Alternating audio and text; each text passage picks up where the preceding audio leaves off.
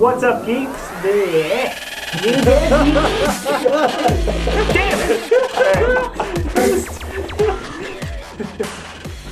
What's up, everybody? This is the Geekiverse Show. Thanks for watching. My name's Josiah Leroy. With me today, I've got a fresh face, Jackson Zimmerman. What's up? I've got Jeff Pavlak, and then a bunch of our favorite friends, including Darth Vader, our duck friend here, Daffy Maul? No, Donald Maul. Donald Maul, we're going to go Darth Daffy? DD. Boba Fett. We have the Star Wars popcorn bucket, so it's a good time. Thanks for being here, Jackson. Let's not forget our buddy behind us. Yeah, TK something. TK-44? No, 45? TK421. I don't know. TK421.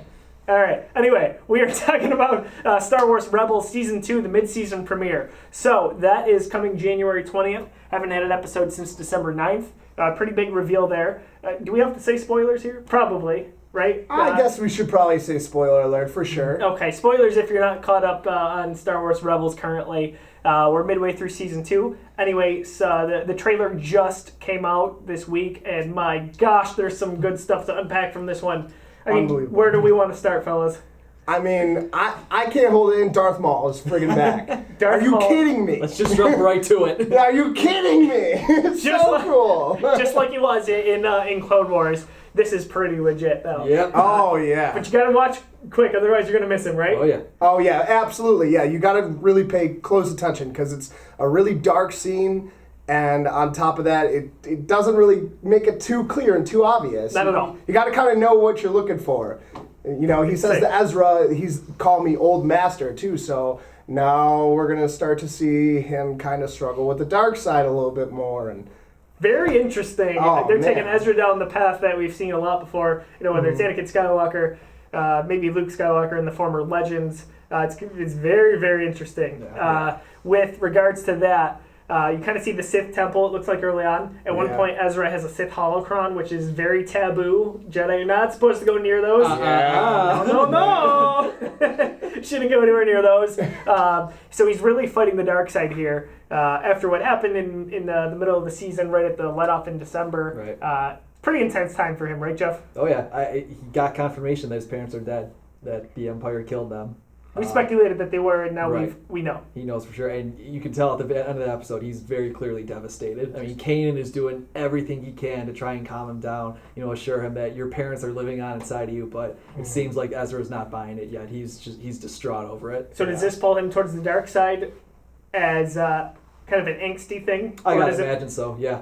But does it pull him towards the light in terms of the Empire and wanted revenge on that Empire? I'd say a little bit of yes to both of those. Me too. I think he's gonna really sway between both sides due to that issue. I think we're going to see him kind of starting to basically spiral, That same as Anakin, His emotions at the end of the day got the better of him, So I think we're going to see him, use maybe some of that anger, whatever you want to call it, to fight for the good side. But ultimately, I mean, you could see him when he's watching Anakin on the holocron. He's amazed by him. He even says he's amazing. Yeah. The hero with no fear, man. Yeah, come on. It's just totally foreshadowing. Yeah, I mean, Ezra is a fantastic Jedi in his own right at the moment, but he's still a kid. He's 15, 16 years old. He's a Padawan. Right. So, he's still, if you will. He's very young, maybe a little immature, but he doesn't have it all together yet, and he just got some very, very devastating news.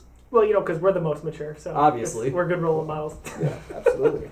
So, one of the most popular points about this, I would say, is Princess Leia Organa. Oh yeah, that's awesome. Welcome back to animation. Seriously. Yeah, she looks great. She sounds really authentic too. Yeah, that was another thing I noticed was that she really she had a nice in between balance of sounding like Leia from the original trilogies, but new Leia in Force Awakens, she sounded a little bit more mature. I think so too. Yeah, she did for sure. I picked up on that. So it's like she's almost a little bit more immature, but not too much, Yeah, she's going to be very young at this point. Right. Yeah. Forgive me, I don't know how far in advance Rebels takes place before A New Hope. It's 5 years. 5 years. Okay, so that puts her. So she's roughly about 15 years old then, which is. Ezra's age, basically. Yeah, it's pretty crazy. But so she seems immature, but at the same time, she seems kind of She seems like a leader, a natural-born leader. She's got that Skywalker in her, and you see a lot of Natalie Portman in this. And I think yes, absolutely. Yeah. For Leia, I think she was forced to grow up a lot quicker than most kids her age would have. And she's technically a part of the Empire here. Don't forget, because she's in the Imperial Senate. True. So I'm very interested to see how she lines up with our rebels here. Yeah. And seceding from the Union, if you will.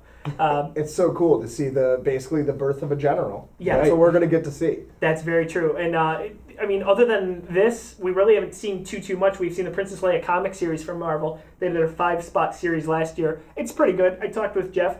I'm not in love with the animation, but the story is pretty good. It talks about her trying to preserve Alderaan culture, which is kind of cool. You never think about it. It's always the butt of many Star Wars jokes, looking for love in Alderaan places, but yada yada. We see Yoda in this. Yes. Yeah. So we see Yoda, or we hear him, I should say, because you see him. Okay. You see him. You see him talking to Ezra. Yeah. So that is Frank Oz. Right. Obviously beloved voice of Yoda. He was in season 1 very briefly too. Mm-hmm. Yeah. So this is super interesting in that Yoda, we kind of assumed he was just gone on Dagobah, but he's got a watchful eye on the galaxy's happenings here, right? Mm-hmm. He sees another potential savior in Ezra, right? So it looks like Luke and Leia, he's got his eyes on from afar. It really makes you think what happens to Ezra. Right. It's super early to speculate, right? Yeah. But definitely. that lightsaber, that green lightsaber. Yeah, we saw a nod to Kylo Ren, but The beam hilt, yeah, the cross guard. yeah. So And it's stable too. It's Yes. it's not all crackly and that's cool in my eyes. Yeah, it's different. Yeah. And in the fact that there's a heavy influence on Mandalorians in this. Yes. Yes, very. Now, it looks like in The Force Awakens in Rey's flashback that she sees Mandalorians with Kylo, which leads me to believe those are the Knights of Ren. So I'm wondering if we get a little bit of the history of the Knights of Ren here. I don't know. We don't really know if Kylo started those or not. Ben Solo in Episode 7. Maybe it was an ancient thing that he kind of brought back to give himself more of a presence than he really had. I mean, that's basically why he wore the mask. It really is not intimidating at all. and that's the funny thing. That's the funny thing is so many people are mocking and making fun of that, but I think that they did that intentionally. I really do. And that's why he had the mask. And that's why Han Solo says you don't need that, because he doesn't look intimidating. If anything, he almost looked like a Jedi just wearing dark clothing when he took the mask off. It looks closer to Boba Fett's helmet than Darth Vader's. Yeah, for sure. It's got that design, right down the nose. Yeah. So you kind of see that a little bit. So we've got a million questions, obviously. We probably won't get answered until, I would say, Episode 9, to be honest with you. Yeah, but, absolutely. That presence is kind of cool. As far as the main event of this, Vader and Ahsoka, the showdown here, this is animation, and maybe it doesn't hit you like a full feature-length film, but wow. It does for me, because you know me, I love animation, man. Well, yeah, to each their own.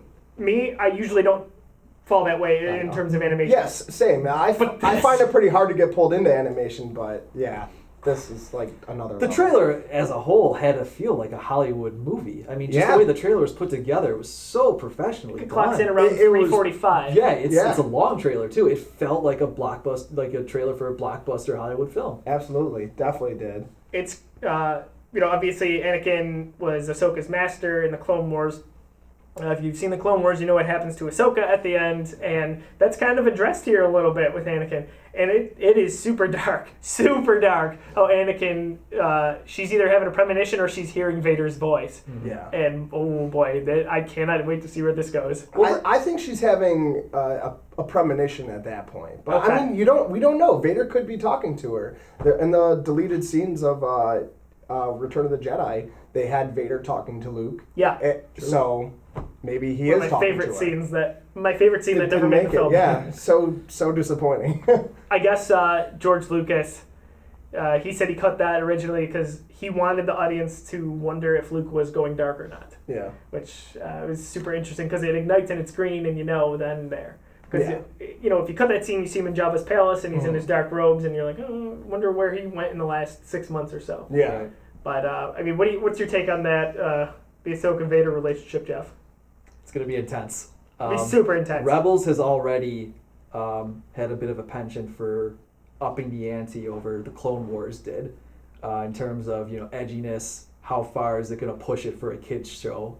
I think this is going to be just as dramatic as certain conflicts have been in the live action films, especially given their history together. This is eating away at Ahsoka. Yes. Yeah. This hurts really bad. Mm-hmm. And we saw it with Luke and Leia a little bit, but they didn't have the emotional connection. I think Ahsoka really had a much better connection to Vader. Or Anakin. It's like a father figure to her, almost. Very much so. And her character developed so nicely throughout the Clone Wars. When the movie came out in 2008, I was like, this is ridiculous. It was really aimed towards kids. Yeah. But it matured, and it went in a really good direction. And I think this series in Rebels is in a really good spot. Yeah. I think whatever team they have on right now working on this is just doing an amazing job. I mean, Absolutely. Star Wars as a whole right now, I feel like they wiped the slate clean, and they're just having a fresh start, and they're doing it right, all of it. I mean, Clone Wars, I always had trouble getting really into. It just seemed just a little too kiddie-ish. The artwork was just, I don't know, it just didn't feel, I don't know. The art style in this is tweaked. It is. It's a little darker. Mm-hmm. It's a little darker, and I feel like it is a little bit more, I guess, kind of cinematic, if you will. It's truer to the original trilogy, Yes. right? Yeah, that's what I think, for sure. I think so, too. I guess, final question I have, does Vader end up killing Ahsoka? I don't know. We know Vader I'm not doesn't touching that one with a 10-foot lightsaber, dude. Yeah, I don't know. I ain't touching that one. All right, well, I guess That's a tough one. I mean, that will be very hard to see Yeah. for me. And let's assume this is a kid show, and these, I guess, kind of the newest generation of Star Wars fans have grown up with Ahsoka being kind of the main character for them. With us, it was always Luke Skywalker, or maybe Yeah. to kids a little bit younger, it was Anakin Skywalker. Yeah. But Ahsoka is kind of the face of Star Wars in a way right now, as far in terms of animation. So these kids and their attachment to her, if she ends up getting killed by Anakin, that's going to be very, very dark for them to go. well, I mean, when you look at it as a whole, the Rebels ultimately are going to kind of have to fail, right? Yeah, for sure. Because Obi-Wan, Leia says to Obi-Wan, "You're my last hope," basically. So what happens to everyone else that was fighting? Were they just not good enough, or do they die? A lot of lightsabers in this trailer. A lot of lightsabers. Oh man, The more the merrier. That's never a bad thing. Yeah, It's yeah. not a bad thing. When you see the Inquisitors battling the whatever they are, I get they Mandalorian Knights maybe. I don't know for sure what they are yet, but Ooh, holy boy. crap! Woo-wee. Can't wait lot. for this. Me too. No, me So- neither. January 20th, is right around the corner, and probably by the time you're seeing this, it may be past. But either way, we are super excited for this. We want to talk about it some more. I'm sure we'll get together and talk about the second half of this season after it airs. But you can see that right on Disney XD. That's right. That's Disney right. XD. Beautiful. So for those of you who do Netflix and Hulu, you're going to have to wait a little bit. But stay away from spoilers. Watch it. We want to hear your comments below. Check us out on our social media, facebook.com/Geekiverse. Twitter, we are at @_Geekiverse. Same for Instagram. On Twitter, where can we find you, Jackson? I am at Jackson Zim, ZIMM. Beautiful. 2 M's, folks. Jeff. I'm at Jeffrey Pavs. That's easy enough. I'm at Josiah D. Leroy. For Jeff, Jackson, and Josiah, this is the Geekiverse Show. Thanks for watching.